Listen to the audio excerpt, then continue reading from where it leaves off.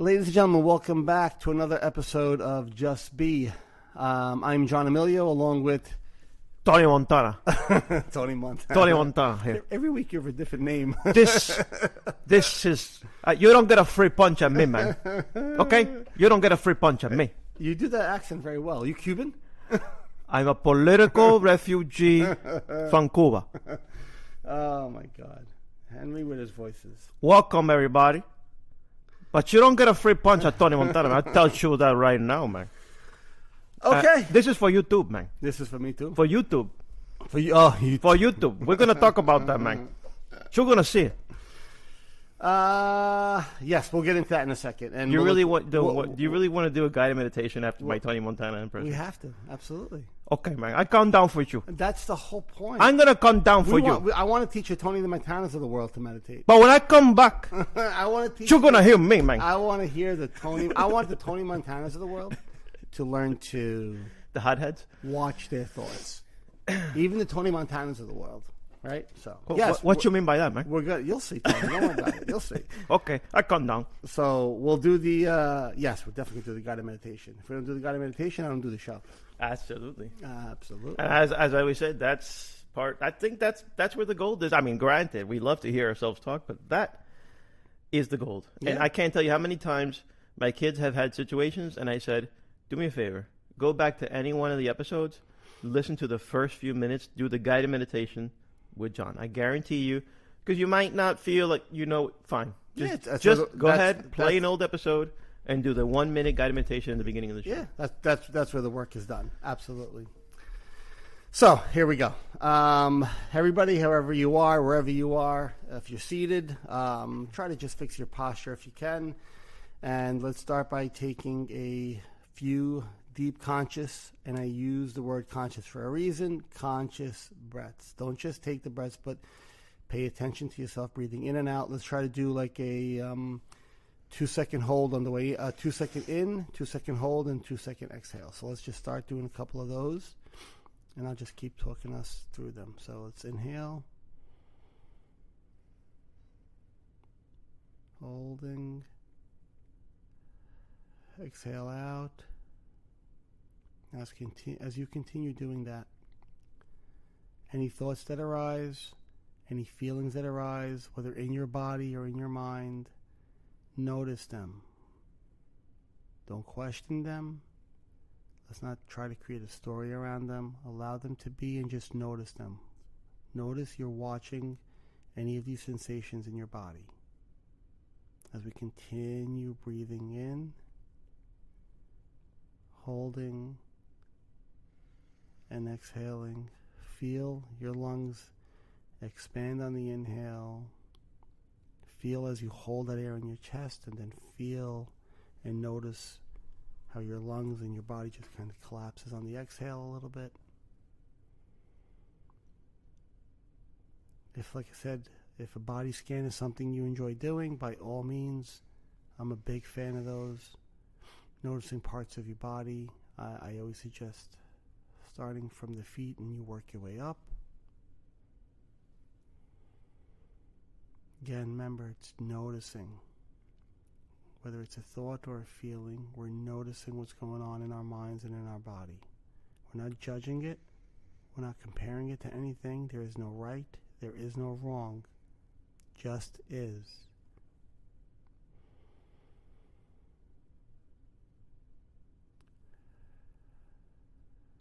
This is a good one. I can feel it. Everybody's doing a good job with this one today.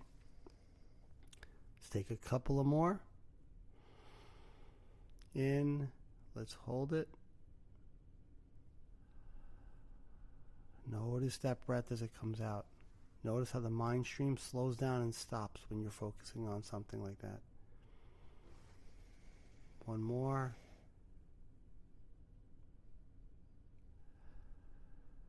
Slowly open your eyes.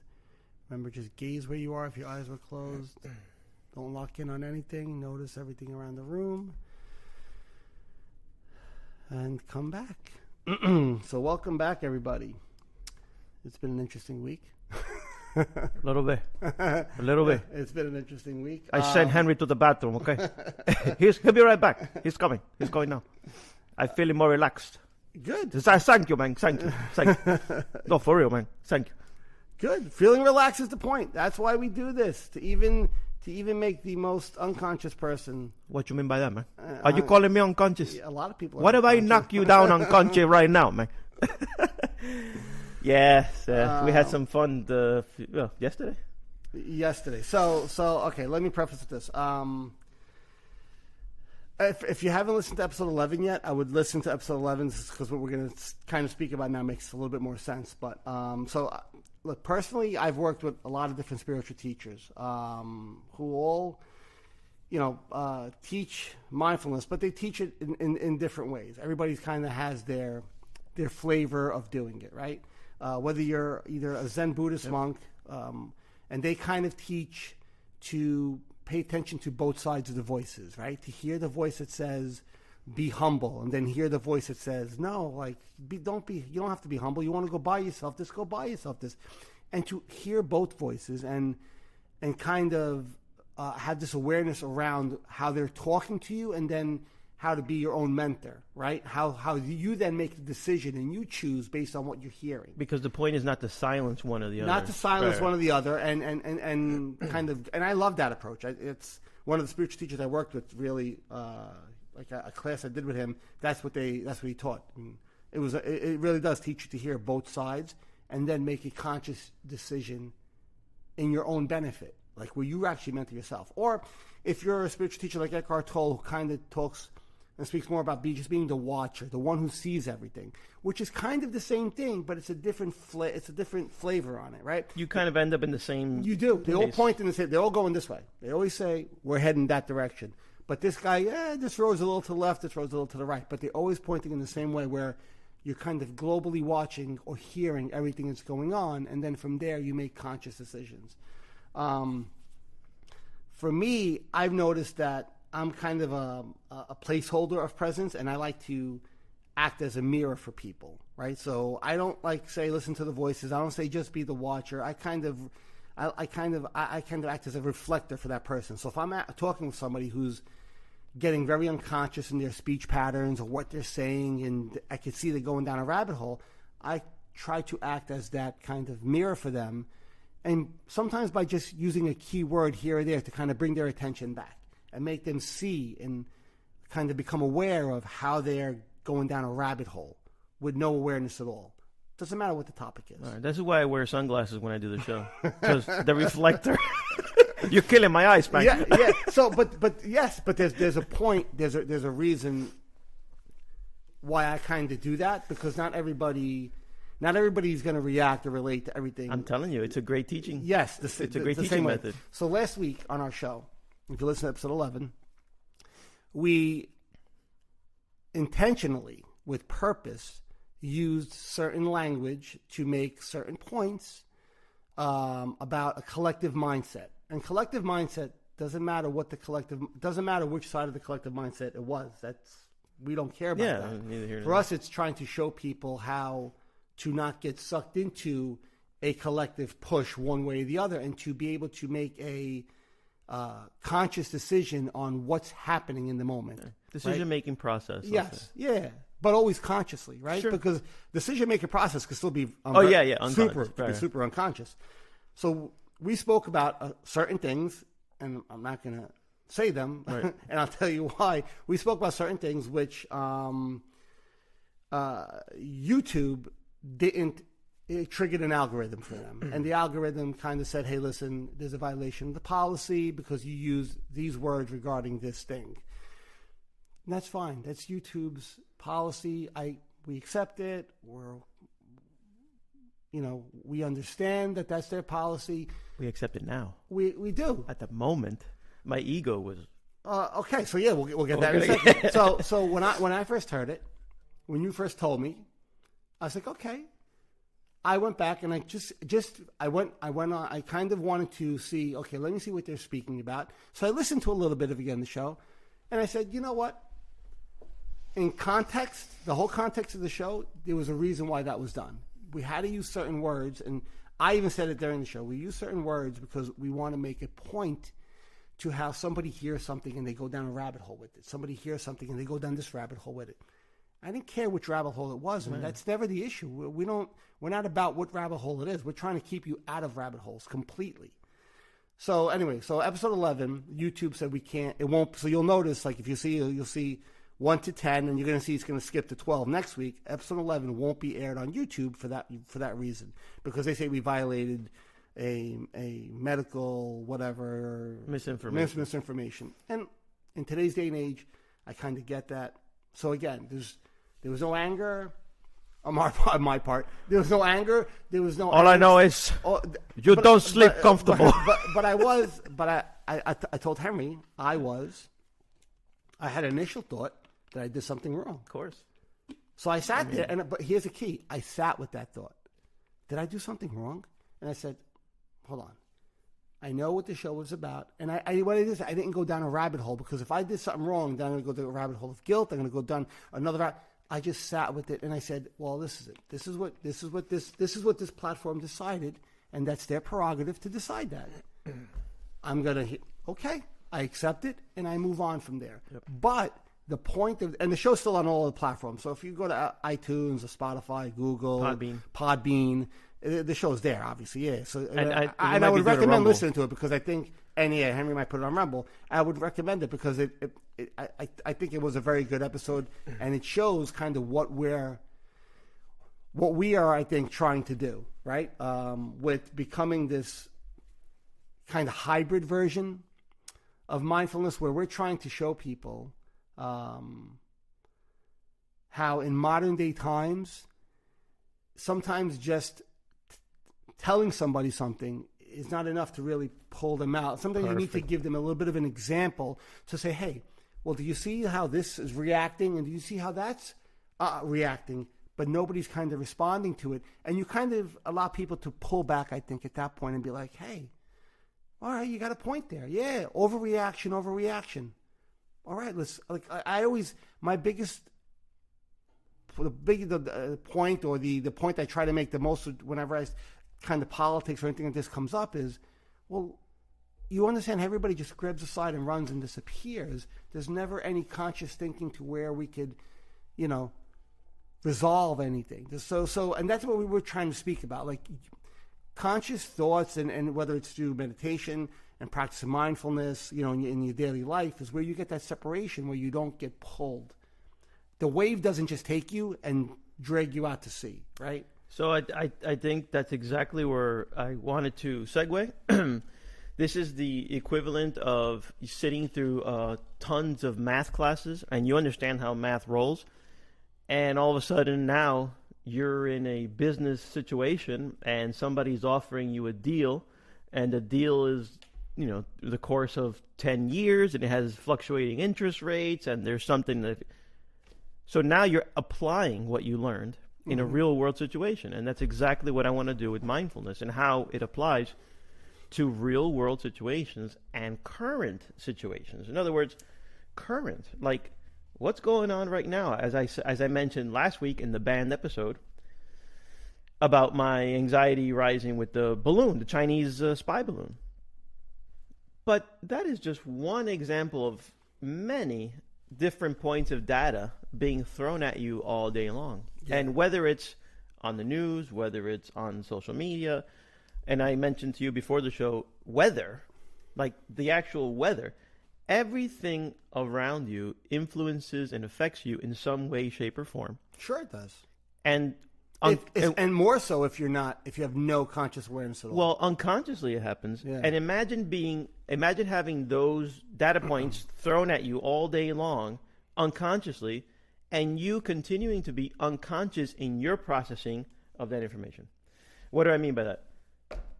There's a spy balloon, and you saw what my ego, my unconscious self wanted to do was... Yeah, your anxiety. Get in the car, go get your wife. Your anxiety took off, yes. Right? Yeah. But if I didn't have this practice, I would have been really mulling over... You would have gone down a route. You would have gone down a large rabbit hole, and you would have followed it. And that was the point of basically everything. And that's the point of this show. And I told John the other day an example.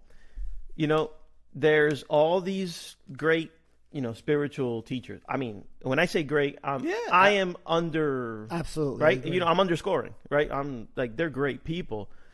Like they're doing things that they're doing God's work, right? No pun intended or anything, but they're doing the Lord's work in helping people. Now imagine an Eckhart Tolle who can fill an arena or fill a right. Easily. Imagine an Eckhart Tolle. Okay, we're not Eckhart Tolle.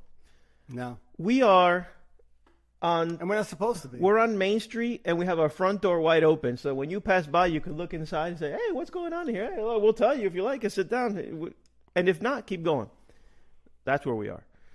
We don't fill arenas. We barely fill our houses. you know. Yeah, no, absolutely. But what we're saying is, believe it or not, an offshoot of what they're saying, and we're bringing it to the street. We're bringing it to your front door because we feel it's very, very, very important, and I would say necessary nowadays to have some sort of a filtering, to have some sort of a helpful process Yeah. where you can say, sometimes the mind does play tricks on you. You got to identify it. And if you can identify when the mind is trying to play a trick on you, by the way, not because you are something wrong with you, not because your mind is corrupt. No, simply put, the mind sometimes does crazy things. And if you go along, rabbit hole. Yeah. If you don't have that, and I mean, I'll say this word until you guys get sick and tired of it. But if you don't have that conscious awareness, if you don't have that presence to be able to hear the voice on one side of the fence or hear the voice on the other side of the fence in your own mind, and see the thoughts for what they just are, just thoughts and ideas. Like you made a great example before the show. We were talking. We could both watch a movie. Yep.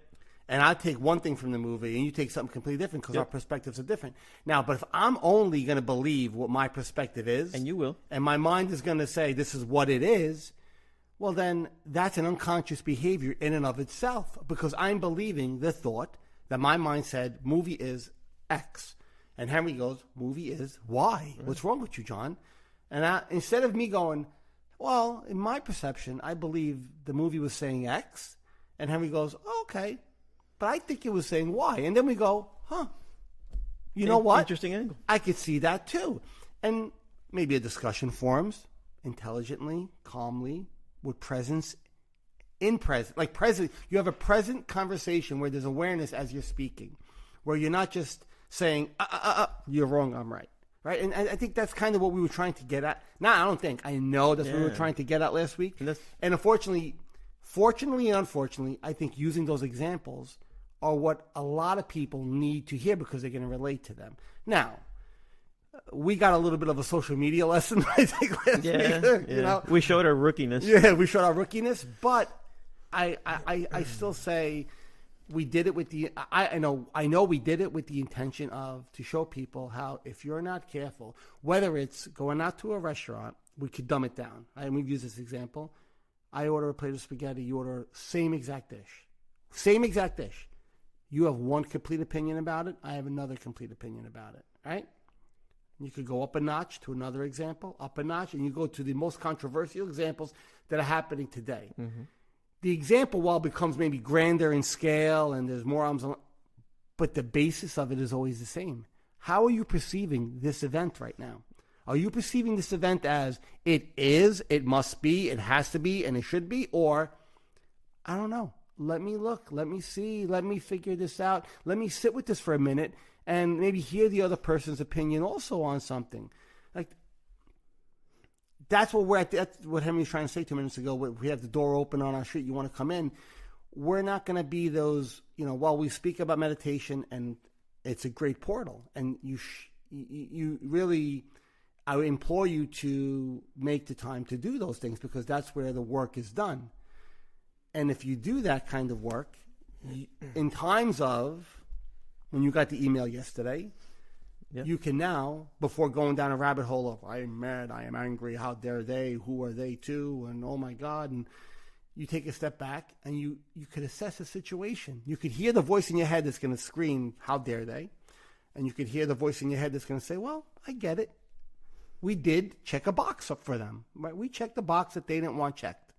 Okay, Mea culpa on that. We checked it's their box and we checked it. And all of a sudden, the whole situation gets disarmed and you can intelligently approach it and move forward with your life instead of having a day of anxiety, a day of panic, a day of anger, a day of tense, and all these emotions that aren't necessary. Look, we're human. We're still human. We're all human. No matter how much you practice, you can't get away from your humanoid status. No, but to feel it is one thing. Like, you can't stop that emotion from coming up, especially if you've reacted a certain way your whole life, right? That marker is there for you to react that way. But the reaction happens here first, and I'm pointing to my head, before it comes out. Like, there's a filter. Before something comes out of your mouth, there's a filter. You feel it, you understand it, you process it, and you can let it pass. I know that we got the strike or whatever it was for the video because we did this show. But if it wasn't for this practice, and I received that news, oh yeah, I can imagine pre-mindfulness, Tony Montana. Yeah. It's gotta make sure your family never sees the light of day. And you know, I got you. That was the first thing that my ego said. Oh hell no. You know, and I'm sure many people can resonate with me where, yeah, sure. Well, we can't even talk freely anymore. You understand? Everything went through my mind. What kind of... And these are, by the way, we're going to preface again. These are examples of what was going through his mind. Yeah, at the time. I'm voicing the voices in my head. but that's the healthy thing to do, is to hear. This is why I'm saying it. Yeah, it's to hear those voices. John, you know, not to just believe them. This is what separates us from anybody else. I'm going to bare my ass, and I'm going to tell you what was going on in my mind, and I'm going to tell you how I'm okay, and how just because I'm telling you that happened doesn't mean I wrung the neck of a YouTube executive. No, you know what I'm saying? Yeah, but unfortunately, that would be the reaction for a lot of people. You understand, ladies and gentlemen, boys and girls. This is the point of the show. You know, you know what? Let me just bring it full circle right now. Cut through the bullshit. We live in high anxiety times, and as we were mentioning before, all the data points that infiltrate your eyeballs and go into your brain, which has never-ending limit. Expansive. And that's one of the things the acceptance commitment therapy speaks about, right? Expansion. If you don't have something in place which is going to help you navigate this and think through it, filter it correctly, I believe that us being humans, we're going to unconsciously and subconsciously get overwhelmed. Really overwhelmed, and we might do stupid things. We might really create stories in our head that are not really there, and it lends itself to a very bad mental place for people. And I think that is probably what the country is experiencing at the present moment. I don't think I could. You know, again, I say I think because I could say you see it every day. So yes, we think because it's our perception, but we see it every day how people are unconscious. Even the feeling of being overwhelmed, and you could say like stress, or you get stressed over something, is a mental state. It's actually you identifying. I'm there all the time. Identifying with what's happening, saying, I got so much to do. I'm so stressed. That instead of I have these tasks that need to be done, and I'll do them because they're important. I'm getting overwhelmed because, you know, all this information is being fed to me. That's because you're trying to retain everything and process everything. Information will flow in and out of you. And the beauty is you get a choice on what pieces you want to hold on to at that moment, because if they're important, or you want to flow through, right? When we're feeling overwhelmed or we're feeling stressed, it's because we've identified with this thing that whatever's happening, whatever's being fed to us, whatever information we're processing is of the utmost importance. Like this is it. Like this, I need to take care of this. I need to do this. This is who I am. I need to process and figure all this out. And that's where all that comes from, because you're not questioning anything that's coming to you. You're taking it and okay, yeah. Oh, yeah, okay, yes, oh, yeah. Instead of being like trying to think of a good example. water going down a sink. The faucet's always on, right? So the faucet's always pouring water. As long as that stopper is off, the water's going to fill in the sink. It's going to roll around the drain, and it'll go down and disappear, right? And your mind stream is kind of like that. Mm-hmm. It just flows and flows and flows. Most people put a stopper in because they want to. Whoa, wait, hold on. I gotta have this, and I wanna. What's this about? And did they say this? And did this happen? And did that happen? And did that happen? And what happens? That sink gets full, and now you feel like you can't breathe. You feel like you're just overwhelmed and stressed. Pull the stopper out and let everything just flow. That's a very good analogy. What is important in this moment of your life? What's actually important? You're living. You're breathing. You're here now, right? So I talked to a couple of younger people who deal with anxiety about stuff like this. I'm like, don't go 10 minutes from now. Don't go 20 minutes before. Where are you right now? Bring your focus to where you are right now. Don't try to make more than it is. And I think that's, you were saying the word, and I kind of went off on this tangent because you said the word overwhelmed. And that's the only reason you're going to get overwhelmed is because you've identified with everything and you're trying to just kind of hold everything and process it all at the same time. Let things flow. You don't need to answer it. You don't need to answer that question. Why? Is it important in your life right now? No. You don't need to answer that question. You don't. The thing is, we feel we need to answer every question, every thought, everything, and no, but I think it's a human trait. It's a human trait Absolutely. To identify with certain things. And when you identify with them, you make them yourself. And basically, that thought is me. Therefore, you are canceling me, and I'll be. Oh, you're talking like for the episode because it's like you took it because you make it personal. And if you remember when we finished that episode, how proud you were. Like that was the best episode we've done. That was got to be one of the best, if not the best. Fantastic. It was great. It was a very good conversation about how this can relate to modern day. Yeah. And I was caught up in our work. I was caught up in that episode. It was beautiful. And then somebody said, no, it wasn't. We're not even going to play it. What? You're what? And immediately my first thing, this is bullshit. And then, of course, you think about it. Wait a minute.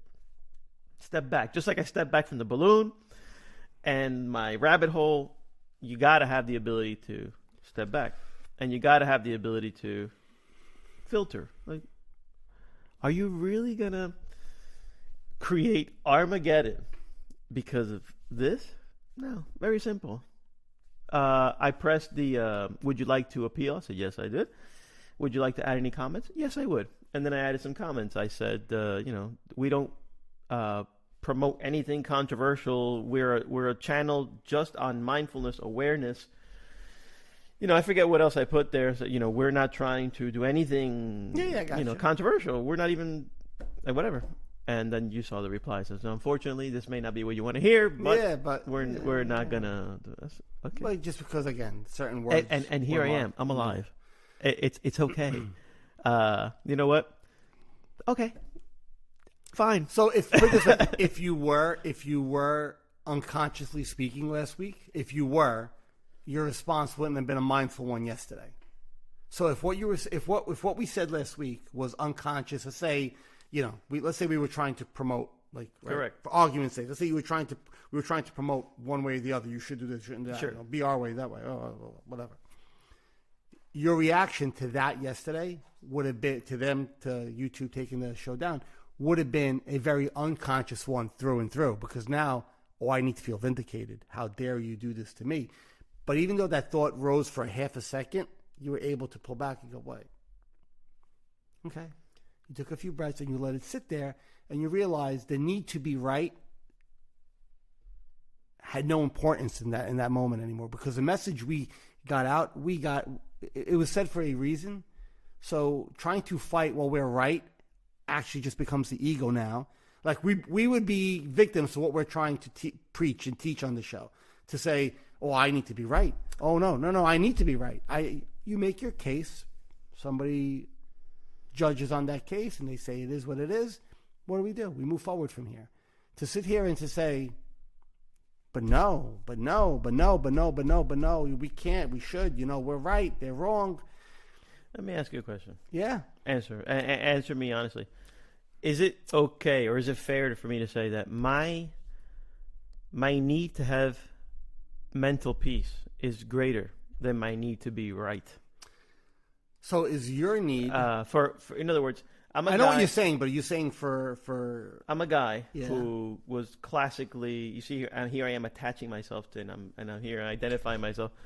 But I was classically a guy who was, let's say, once I believe something, I'm going to defend it to the death. Yes, that was you for Right? sure. And you can get me on those days. Yeah.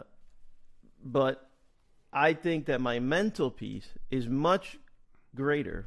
It's a much greater importance to me Than being right. than being right. That's the whole point of the show. Right? Thank you. So that's a resounding yes. That's it. That's an 100% yes. That's it. So That's the whole point is what's more important to you, your peace or the need to be right? The need to be right, remember, the need to be right always means it's going to always want to be right about the next thing and the next thing. And nobody's saying that you have to roll over to everybody. You could always speak your case intelligently. But if you need to be right, you'll never be at peace. Because even when you are right, then you're going to go into the tangent that, see, I was right. And you see, I was right. You're going to want to tell everybody why you were right. And it's an exhausting hamster wheel that you get stuck on. you're never done. You're never done. No, I don't need to be right. If I have a discussion and my side or my view or what I'm saying tends to be more on the correct side, great. If it's not, I learn from it and I move on. I don't need to be right. I don't need to be wrong. I just need to be here. I need to be present. I need to be conscious of my life.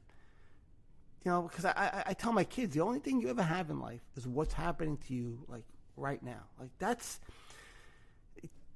all that really matters. Because at the end of the day, when whatever the universe is, whatever we become, however this, transforms or whatever you want to say, we don't know, but we know we're experiencing this now. So experience it with a conscious breath in your soul. Experience it with a stream of peace through your body instead. No matter what's happening, even if the shittiest thing is happening to you, you could still be at peace. You don't have to like it.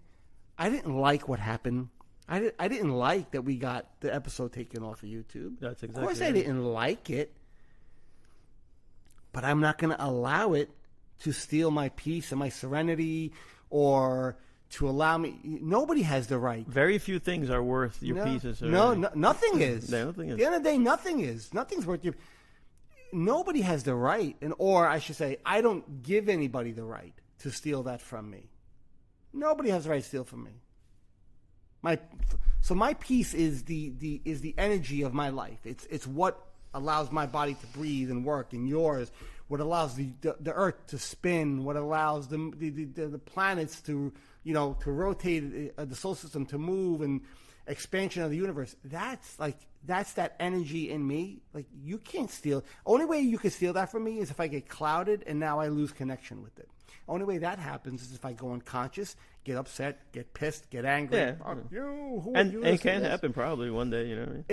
So it does. Yes, it does happen because you're a human being. We're not divine. But the point is, you catch it, you see it happening, and you're able to not push it away, not repress it down, to just open the other door and say, keep walking out that door, You please. developed a skill. Yes. Yeah, that's what we're trying to. That's what we're trying. And I can tell you're a great student of Eckhart Tolle, because just now I read bits and pieces. I do follow him and everything. And that was one of the classic quotes he always says. There was no yesterday. There is no tomorrow. There's only right now. His book was called The Power of Now. Yeah. And there's only right now. And here he is again right now. now. And here he is again right now. It's like now. And It's always now. He actually says that. Yeah, in one of his videos, something goes, now. He goes, we could do this all day. It's always now. It's always. So if you could comprehend that, it's always now. Everything that's happened or will happen withers away, and your life becomes like living. Now, yes, the mind, for functional purposes and for life to function, we need to have a little, and he'll even say this, you need to have a little bit of future and a little bit of what happened so you can learn to whatever, for life to actually function and us to be a society and be able to function as a society. We need to have a little bit of that. But when it's outside of the task of getting something accomplished or doing something, and it becomes this mental rumination of why I'm right, why I'm wrong, where the ego just takes over. That's where the suffering happens. That's like the basis. 100%. That's the basis of his teachings personally. I hearken back to Harken. yeah, that's right. Vocabulary It's your thing. Yeah, no, is it's not mine. Believe and don't me. get me wrong, I think I use the word hearken once every decade. So, all right. See you in 10 years. So, so I think back of that week that I told you I went on a little anxiety spree, and that anxiety was a result of what will be down the line, and here I am worrying about what will be down the line. What will be down the line isn't here. Where is that? You don't know what will be down the line, right? There's no barometer that's going to tell you this is what's going to happen. Your mind's going to give you assumptions of what might happen. It's going to calculate and compare, and run all these scenarios in your brain and say, well, this can. A lot of times, what actually does happen is usually not even on the list. Right. Of what you're thinking. Completely different. It's completely different. So you don't know. So I try not to spend much time there. Unless it's needed, like I'm working on a project. I got, where I have to forecast something for work or whatever. I'm doing something, a project in my home where I need to think, okay, what's the next step? I mean, that's different. Like people go, oh, you're always in the now. How do you get anything done? I'm like, all right, come on, guys. Let's think intelligently for a second. We're not saying in a functional sense of living life, you don't need to think ahead or think behind. It's in everything else, right? There's the tasks that are important to be taken care of. That's where you use the presence in the past. As Sadhguru always said, he goes, the past memories should be used for one thing. He goes, I don't want you to forget them. He goes, but I don't want you to attach to them. You learn something from them and you move forward. He goes, you don't take them with you. You learn from it and you move forward. He goes, so it's not about not remembering the past, but it's, okay, I remember when my kids were small. Oh, it was such a great time. Oh, it was so much better then. What a great example. Watch this. Oh, it was just, oh, my God, they were so cute. I was little kids, and they were this. So you just went like where life was great then, and it sucks now. Like, it sucks. My kids, it sucks now because they're not these little cute bundles. I've told my wife this. I go, when they were 3, you know what you used to say? When they were first born, they just hold them. Now they're running around picking their noses and scratching their butts and their little pains in the butt. Now, you're never going to be satisfied where you are if you're always attached to what was or what's going to be. So I can remember they go, those were amazing times. And I tell my wife, and I'll say this to her, I go, but today is even more of an amazing time because it's actually happening now. I'm living this with my children right now, for example, right? I'm living this moment right now. That was great. Listen, memories are fine, right? Oh, vacations are fun you've had. And we had the baseball thing with our kids, right? How great it was. And it was a great experience. Beautiful. But it was a great experience. If I lived my life there, and this is another kind of relatable example. If I live my life there, like I used to hear this from a lot of baseball parents. I don't know what I'm going to do when my kid stops playing baseball. Yeah. Yeah. I'm like, what do you mean? What are you going to do? That's their whole identity. And without saying that to them, I'm like, what do you mean this is, what am I going to do when my kid stops playing sports? You're going to live life, right. Be you? I mean, that's... Want me to show you my list? Yeah, I mean, it's like you've identified this is your life. Like, see, and that's where the suffering happens because now there's a panic for these people. What will I do when this is over? Yeah. Don't worry about that. What's happening now? My kid's playing baseball. Be here with your kid playing. Yeah, enjoy the moment because this moment will be gone, and there'll be another one that you could enjoy if you allow yourself to. It's tough. It's tough to practice it because it's not a natural instinct. Let's say. But and you only get there by practicing mindfulness and or meditating or literally learning how to watch yourself have these different perspectives in your mind and not attach to either of them. Notice them. Notice everything in your head. But don't attach that things have to be a certain way because that's where you get caught and that's where you suffer. Yeah, just living life, you're going to walk into these situations, or better yet, these situations walk into you. And just practicing what we do, I'm telling you, you're talking to a person who is a hothead, or at least let's say. You're nowhere near. But not that I am a rabid guy. No. I'm, but simply put, there are certain things that are going to get me going, and it's like tunnel vision. That is not productive. I'm not going to say good or bad. It's not productive. No, it's not about being good. Good or bad is an opinion. It's like everything else. It's just not productive. Yeah. In other words, what did that get me? What did that do for me? What did that do? Did that improve my state at all? But no, I mean, chances are a lot of times we get caught up in things and they're neither here nor there. Exactly. And they have nothing to do with the quality of your life or anything. Agreed. In that manner. So if YouTube cancels you, practice mindfulness. Separate yourself from that feeling. You are not the canceled YouTube. No. You are still a very good, productive person. Move forward. Understand that cannot alter your state of mind, your peace, your relationship with people that you love throughout the day. Because then you're allowing another entity, another person, whatever, to steal, to you're giving them the right to disrupt your the way you're living your life. And then, like I said, things happen that are unfortunate. I wasn't happy that happened because, like I said, the episode was done with the utmost of intentions to make a point. Mm-hmm. But unfortunately, there are, which I didn't really understand and know about because like social media is not my thing really, where there are check marks that I guess their algorithms look for, and we must have checked the box or two at some point during the 60-minute episode, and they were just like, well, you check the box.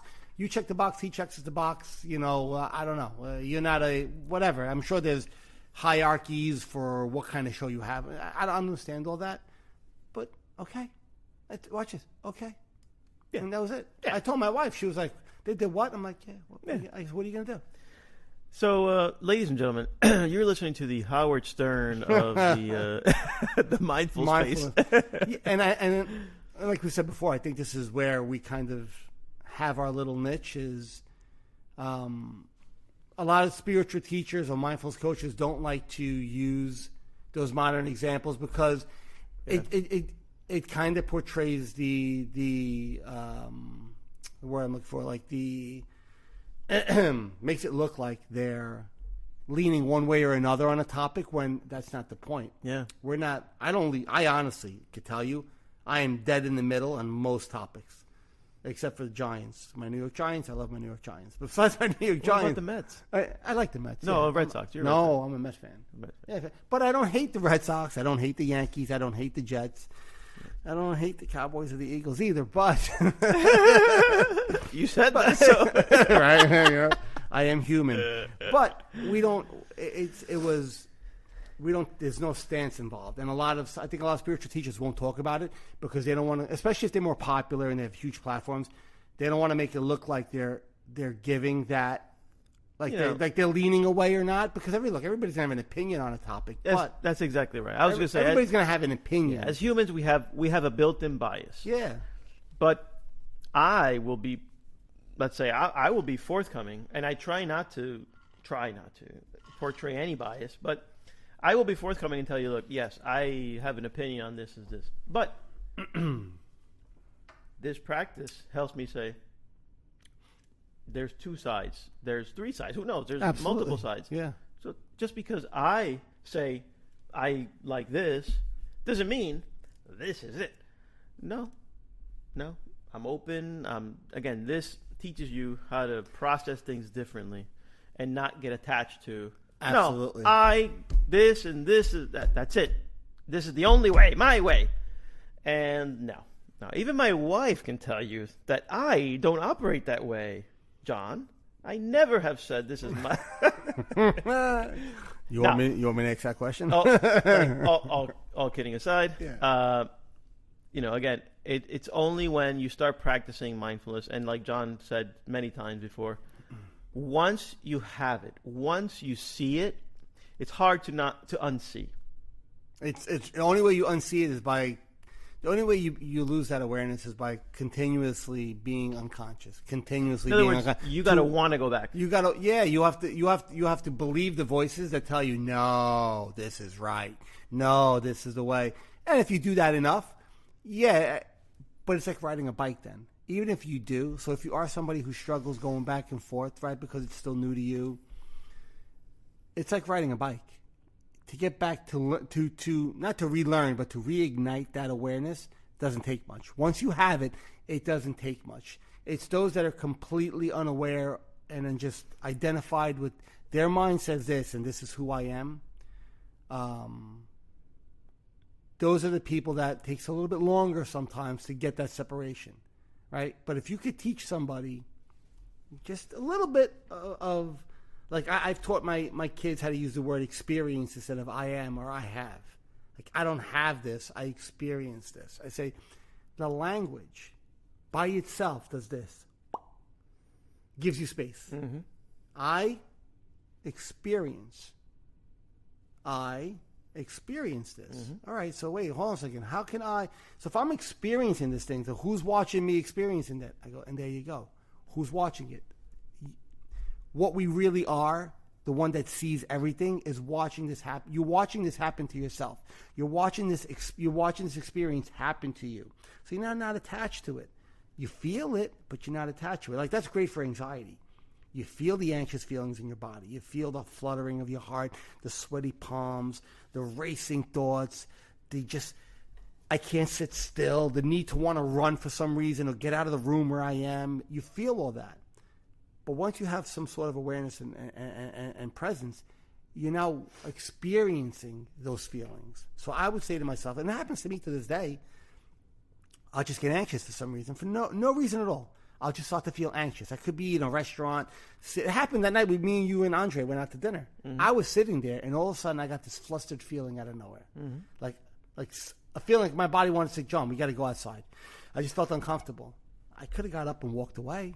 I sat there and said, I'm experiencing, I'm gonna feel this feeling as I was concentrating on the conversation I was having. And I engaged in the conversation, and I felt the feelings that I want, but I didn't attach to them. I didn't say, I got to get up and I got to go. There was no emergency. I didn't need to run anywhere. So I sat there and I continued. And what I do, I took my focus and put it where I wanted to, and that part of my brain went silent eventually. Within a couple of minutes, when Simon said, he doesn't give a shit about it. Whatever we were trying to tell him, he doesn't care. All right, whatever. Go back to the conversation. Yeah, we'll go home. And my focus was there again. So it's yeah, I mean, I don't know where I was going with this, but it's great. It's a superpower, I'll tell you that. Yeah. I mean, because, anybody else is going to sit there and fester, you know what I mean? The ego or whatever that voice is, whatever that feeling was. It's anxiety. Yeah, it's a little bit of anxiety. If you're wired that way, you're wired that way. I'm an anxiety guy. So I experience anxiety. You experience. I don't have anxiety. I experience. If you have a child who's, and a lot of teenagers nowadays experience anxiety at one point in their lives, right? God, yeah. Whether it's anxiety attacks or a little bit of panic attack here and there. God. I'm watching it, yeah. Okay, so if that's what's happening, just always tell them, I go, you don't have this. You don't have anxiety. You don't have depression. And I know people might not want to hear that. No, you experience it. You experience these sad feelings. You're experiencing these anxious feelings, right? Just saying that, they're going to get a little separation. Then would work, because anything in life that's worth it takes work, right? Everything. Yeah. You don't wake up and become an enlightened individual overnight and just, I mean, I guess maybe it does happen, but it usually takes work to sharpen. It's like a sword, a piece of metal. That metal, before it becomes a sharpened blade, has to be heated and pounded, heated and pounded, heated and pounded. It's got to go through all these trials and tribulations, through this just beating on it to get to it. It takes work, but when it's done, it's a beautiful, shiny, sharp tool that somebody could use, right? But to get there, you got to go through that process, and this is the same thing. Again, it's a completely different example, but with mindfulness or with presence, it's the same thing. By practicing it, in the beginning, it's going to feel harder to pound on that metal, harder. But as you do it, it gets softer. The metal gets softer. It gets easier. It gets easier. It gets better. It gets better. It gets better.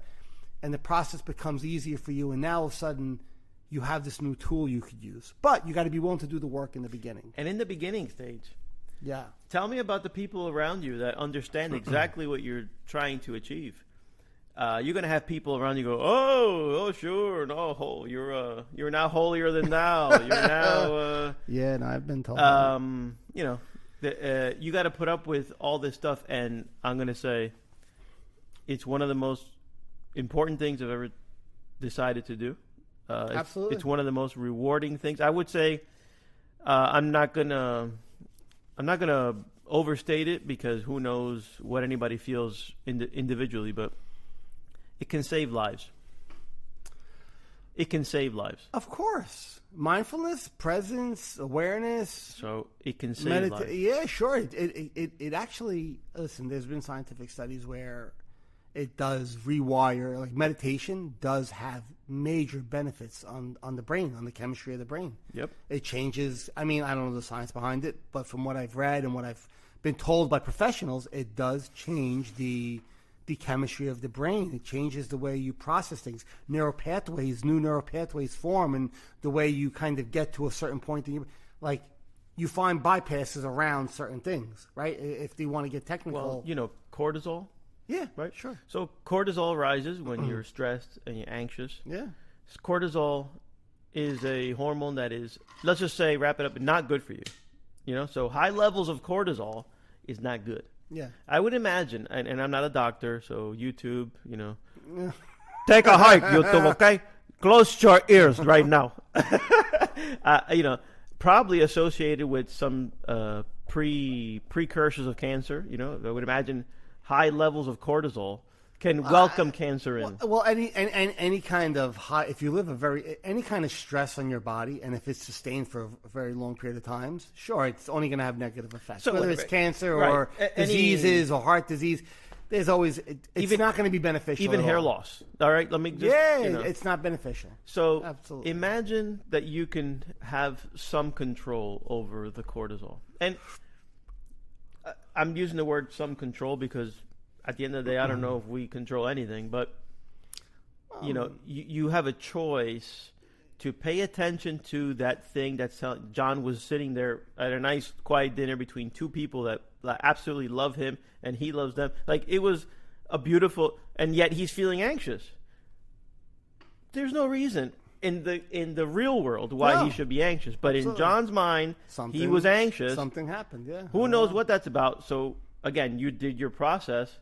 Yeah. And the anxiety went out the window. Yeah, but it takes a few seconds for it to really. Well, yeah, because first you have to realize it, you feel it, you notice that it's there, and then I just basically took my focus away from it and watched it dissipate. If you didn't, cortisol is up. Keeps for going an up. Extended period of time, as far as you want to take it. Yeah, you might even end up saying, guys, I'm sorry, I gotta go, but I'm just not feeling really well right now. And you just fight or flight, where you're just gonna want to run away. Yeah. And that could have happened, but it didn't. Instead, he had a pleasant night, and it was great. Again, he was at a table with literally, the three amigos absolutely love each other. We go to the fire for each other. What's going on here, John? What are you stressed about? Well, I'm not sorry. What are you stressed about? What are you anxious about? I don't know. I have no idea. I don't know. It was a feeling that came up, and I felt it in my body, and I just allowed it to be Same. At that point. Yeah. Why am I anxious throughout the day for no reason at all, continuously? Because we're still human. We still have that. Let's say unconscious. You don't stop that from happening if your body's wired that way. You don't stop those feelings from coming up time to time, but your relationship with them change. And when your relationship with them changes, your reaction becomes a response to them, and now you're not engaging them, and your cortisol levels really, or whatever chemicals in your body, they don't peak because you don't allow them to peak because you're not engaging it. So your mind's saying fire, and you're not actually looking for a fire. You're just saying, yeah, thank you very much. I'm going to stay here. Take a hike. Fire. I'm here. And eventually your mind just says, there's no fucking fire. This guy doesn't care. You sit there in the corner. Don't worry about it. Yeah, there's no fire. This guy doesn't care. And it stops saying fire. It's just like, okay, we'll just leave him alone. Yeah. And for whatever reason, right, your mind's trying to warn you about something. Doesn't know what. Again, it just could be a misfire that makes you think you have to do something. But people who don't have that awareness, they grab it, hold it. they run with it, and it escalates into an anxiety attack, and it's into a form of a panic attack. Yeah. And now they need to be either do a little bit more work to get from because remember we said like there's a runaway train. When it has momentum, the more momentum it has, you got to give it a little bit of time to back down on its own, right? You don't just snap it away. But if you are aware early enough and you sit with those early anxious feelings and don't question them, but just allow them to be there and refocus where you are, you'll notice, especially with time and practice, they tend to not want to get as high anymore. Like you're able to allow them, right? It's all about allowing them to. Once you accept they're there, the alarms don't feel real anymore. That's like that's probably the best way to say it. What usually took you to a 10 and lasted for days and weeks, now peaks at a 5 or 6 and lasts, 1 minute, 2 minutes. Yeah, a few minutes. Yeah. I mean, depending on the situation, but yeah. So, I mean, that's the. Yeah. All right. Well, I think we've gone long enough here. Yeah, I think we're good. Yeah. So we beat this thing to death. Yeah, we kind of went, spoke about a couple of different things, but I used those words subconsciously, thinking about YouTube. A psychiatrist would be like, interesting choice of words. Choice of words, Henry. You beat it. You beat. Yes. Let me write that down on my pad. And it wasn't me. It was Henry talking. Okay, it wasn't me. All right, so I guess we'll wrap it up. Thanks everybody for another week with us, and like we always do, let's wrap it up with a nice. Let's bring it down. A nice meditation. You guys are on your own for this one. So for the next minute or two, just whatever is going on in your mind right now, whatever thoughts or feelings are in your body, just sit with them and practice doing some breathing, some body scanning, whatever you like, whatever works better for you, and I'll come back in a minute or so. But please do this.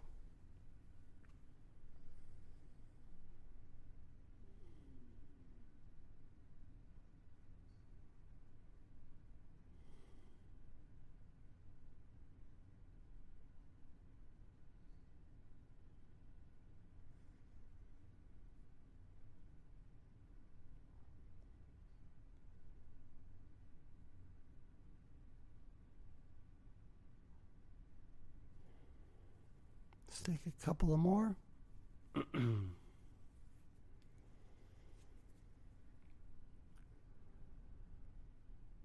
One more.